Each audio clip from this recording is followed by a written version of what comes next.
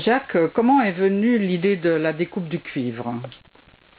Eh bien, à la suite de la première exposition en 2007, où j'ai fait la connaissance de Michel Lanier, qui est à la fois graveur, émailleur, il m'a parlé de cette possibilité de scier du cuivre et m'a gentiment invité lors d'une petite entrevue chez lui comment fonctionnait ce système de découpe du cuivre et comment il était facile de réaliser des modèles, enfin des dessins des dessins de motifs avec une scie appelée la scie Bockfil.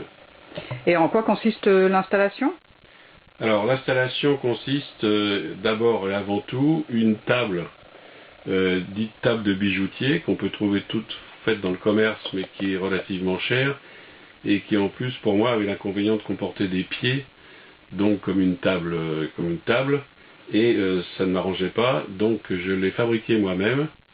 Je pourrais vous donner les cotes à respecter, si bien que j'ai pu la poser sur une table déjà installée et qui me laisse d'ailleurs de la place pour d'autres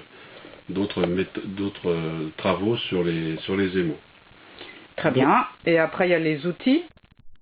Alors, les outils utilisés, c'est avant tout donc la scie Bockfil que voilà. Ensuite, quelques petites pinces au cas où on a à intervenir au cours de la découpe pour desserrer un écrou ou autre chose. Ensuite, une lunette lampe grossissante qui permet de bien suivre les contours du dessin. Des lames qui sont vendues par grosse, c'est-à-dire 12 douzaines, ce qui au départ prouve qu'on peut casser les lames puisqu'elles sont vendues donc par 12 douzaines, c'est-à-dire 144 pièces. Donc ce sont des petites lames qui existent et que j'utilise en double 0 ou en 0,2. Ensuite, une autre chose, c'est ceci. Ce n'est pas un tasse-vin, contrairement à qu'on pourrait croire. C'est en fait une petite coupelle faite en cuivre et que j'ai émaillée, qui permet de changer les lames. Pour changer une lame, en fait, ou pour l'installer, on appuie la scie sur la table, et de l'autre côté, sur cette petite coupelle, en appuyant, on détend la lame, et il est facile de desserrer, et ensuite, pareil, de remonter une lame neuve, et en relâchant, la lame fait un bruit caractéristique prouvant qu'elle est bien tendue. Donc, quoi d'autre Je vois une lampe. Oui, la lampe aussi, c'est une chose très importante, parce que ça permet de bien voir clair. Et enfin, posséder un petit tabouret réglable, parce qu'il faut avoir une position où on n'est pas baissé, parce que sinon on a très vite mal dans le dos si on travaille comme ça. Alors que si on a un siège réglable, eh bien ça permet d'être à la bonne hauteur, et à ce moment-là, on travaille sans aucun effort, et on peut limer comme ça pendant très longtemps. Meuler, pardon. Scier, voilà. Mais j'aperçois également une lampe frontale, il me semble. Oui, la lampe frontale, c'est la lunette loupe éclairante dont j'ai parlé tout à l'heure, qui possède sur le côté des petites lumières que l'on peut commander. Voilà. Et qui augmente encore la tache de lumière sur l'objet. Alors j'espère que maintenant nous allons avoir une démonstration. Voilà, donc on prend du cuivre de 5 ou 6 dixièmes. Moi j'ai déjà travaillé du 8 et du 10 et ça ne pose aucun problème. C'est peut-être un peu plus long. Donc sur ce morceau de cuivre, on colle le dessin, la photo d'un sujet, quel qu'il soit. Ce qui est important, c'est que le contour soit bien net, car il faut suivre pendant qu'on travaille le contour exact. Donc pour coller, on utilise des colles soit en bombe qui permettent de déplacer le collage, mais moi je préfère que ça soit fixe parce que sinon pendant qu'on découpe, on a tendance à faire glisser le papier. Donc voilà, on présente ça sur sur la pièce qui est sur la table à découpe. Et là, j'avais déjà commencé ce petit objet. On reprend donc ici. Et l'important, en fait, c'est que pour découper, on doit toujours faire le mouvement et ne pas s'arrêter quand on a à tourner. La forme de la table permet justement cette rotation de la scie et en plus on peut jouer sur la rotation de la pièce en même temps que l'on fait tourner la scie.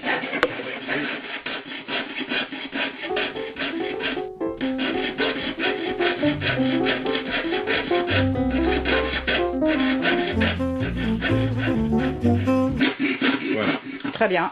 Et quel est l'intérêt donc de cette découpe? Bon, l'intérêt de cette découpe, elles sont nombreuses. C'est que ça, d'abord, ça permet de faire des montages avec différentes formes. Ça permet de faire ce qu'on appelle aussi du faux enlevé, en superposant une plaque pleine et une plaque préalablement découpée. On peut faire des bijoux et on peut faire des objets qui viennent illustrer un émail et qui sont en fait collés sur une plaque déjà émaillée et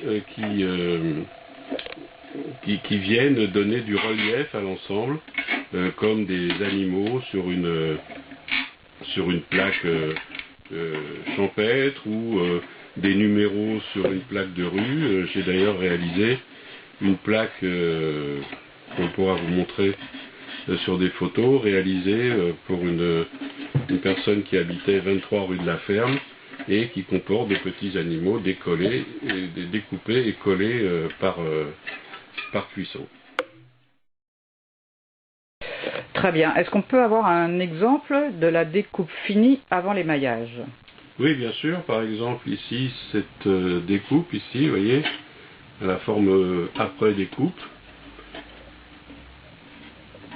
Et la découpe qui a été réalisée en une seule fois et qui permet aussi éventuellement de s'en servir comme pochoir pour un émail. Là, il s'agit d'une chèvre avec une feuille. C'est une chèvrefeuille. Très intéressant. Et d'autres pièces émaillées? Alors voilà, des pièces qui ont été réalisées, que j'ai découpées et qui ont été émaillées par Monique Blanchy, car nous réalisons en groupe une plaque commémorative pour une dame du Plessis-Pâté. Et donc sur cette plaque commémorative seront représentés un certain nombre d'animaux et d'objets qui ont émaillé sa longue vie C'est le cas de le dire? Oui, sa longue vie au Plessis-Pâté, et sur un fond qui est également émaillé. Ces pièces seront donc collées par fusion de la plaque de fond et des sujets qui viennent sortent en relief sur cette plaque. Et d'ailleurs, je crois que nous pourrons voir la pièce finie. Cette pièce doit être finie et sera inaugurée pendant l'exposition qui a lieu donc du 11 au 15 novembre au Plessis-Pâté. Et je pense que ça sera le samedi 14. Et vous pourrez voir aussi une photo de cette plaque quand elle sera réalisée et même de sa maquette avant réalisation. Très bien. Est-ce que vous aviez autre chose à dire concernant cette technique très particulière oui, de la découpe? Une chose à dire, c'est que c'est assez passionnant à faire et que je suis à la disposition de tous ceux qui sont intéressés pour en savoir plus et qui voudraient même essayer avant de réaliser ou d'acheter le matériel, qui est très peu coûteux d'ailleurs, pour cette technique de découpe destinée à l'émaillage. Très bien.